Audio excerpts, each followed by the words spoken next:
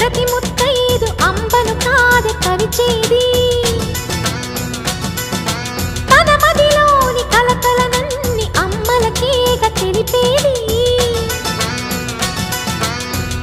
నెలతలే లేకుంటే దేవుడికి నెలవేది